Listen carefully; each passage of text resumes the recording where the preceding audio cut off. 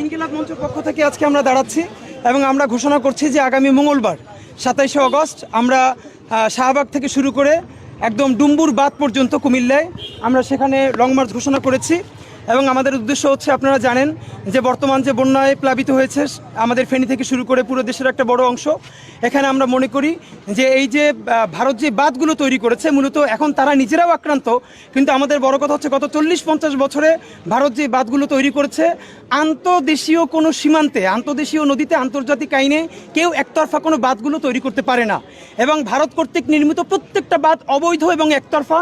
এখানে stake holder হিসেবে বাংলাদেশের কোনো পার্টিসিপেশন ছিল না।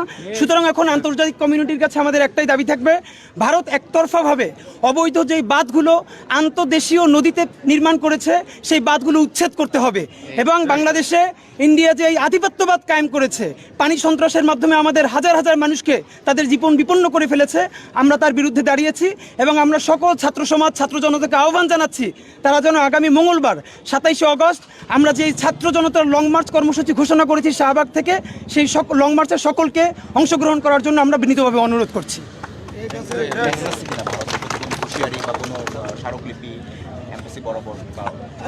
আমরা আসলে এখন যেটা করতে চাচ্ছি, আপনারা জানেন বাংলাদেশে ইন্ডিয়ান এম্বাসি ওরকম একটা ফাংশনাল নাই, সুতরাং ইন্টারন্যাশনাল কমিউনিটিকে আমরা জানাতে চাচ্ছি যে ভারতের যে আধিপত্যবাদ বাংলাদেশের বিরুদ্ধে, এটাকে ইন্টারন্যাশনাল কমিউনিটিকে জানতে হবে এবং তাদেরকে রুখে দাঁড়াতে হবে ভারতের বিরুদ্ধে বাংলাদেশের মানুষের পক্ষে, এটা আমরা জানাতে চাচ্ছি সবাইকে।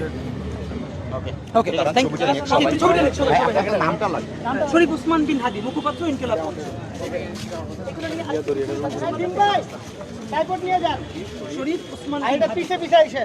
দর্শক সরাসরি দেখছেন বাণিজ্য প্রতিদিন। আমরা যুক্ত রয়েছি ঢাকা বিশ্ববিদ্যালয়ের ক্যাম্পাস থেকে এবং আমরা দেখছি ইনকিলাব মঞ্চের পক্ষ থেকে একটি বিক্ষোভ মিছিল করা হচ্ছে।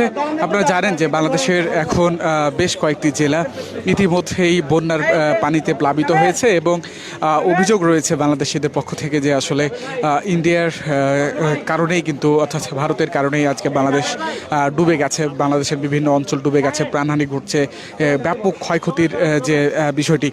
তো সেই জায়গা থেকে আন্তর্দেশীয় নদীগুলোতে ভারতের অবৈধ ও একতরফা সকল বাঁধ উচ্ছেদের দাবিতে আগামী 7 অগস্ট অর্থাৎ মঙ্গলবার ঢাকা থেকে ত্রিপুরার ডুম্বুর বাঁধ অভিমুখে ছাত্র জনতার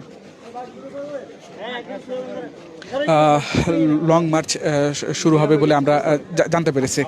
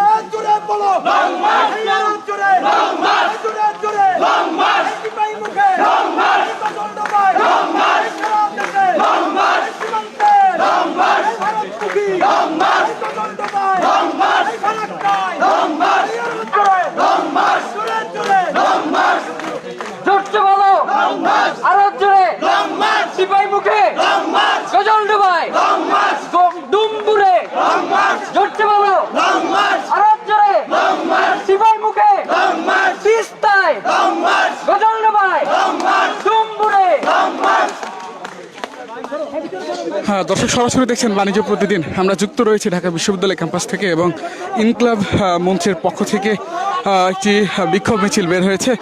বিক্ষোভ মিছিলের যে উদ্দেশ্য সেটি যদি আমরা আপনাদেরকে একটু বলি।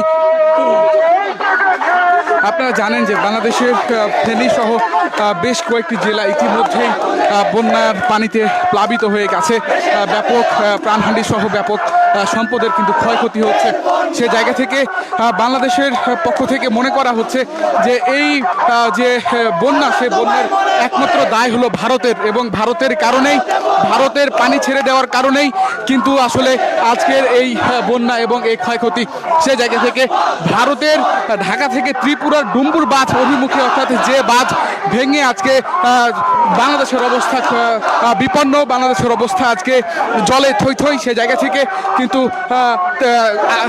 আগামী 27 তারিখ অর্থাৎ অগাস্ট মাসের আগামী 27 অগাস্ট কিন্তু অর্থাৎ মঙ্গলবার সেদিন ঢাকা থেকে ত্রিপুরার অভিমুখে লং মার্চ ঘোষণা করেছে ছাত্র জনতা, এবং এই লং মার্চকে সমর্থন দিয়ে ইনকলাব মঞ্চের পক্ষ থেকে একটি বিক্ষোভ মিছিল করা হচ্ছে ঢাকা বিশ্ববিদ্যালয়ে। আমরা সেখান থেকে সরাসরি যুক্ত হয়েছি। আমাদের লাইভটি কে কোথা থেকে দেখছেন জানিয়ে দিন এবং শেয়ার করে আরো সবাইকে দেখার সুযোগ করে দিন।